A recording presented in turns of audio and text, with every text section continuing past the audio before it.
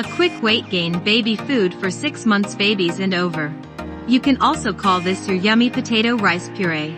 The ingredients we're using for this recipe are already boiled Irish potato, white rice, egg yolk, and steamed carrots. I will go ahead and add all my ingredients in a blender. My cooked rice, boiled potatoes, and then add my steamed carrots.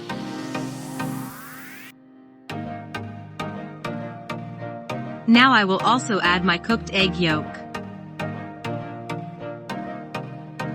And then I will add 1 teaspoon of unsalted butter.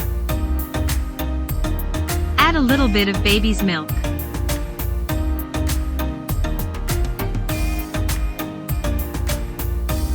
Blend smoothly and serve warm to baby.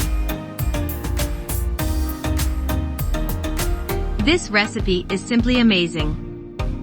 Make it in your house and then comment down here. Tell me what you think.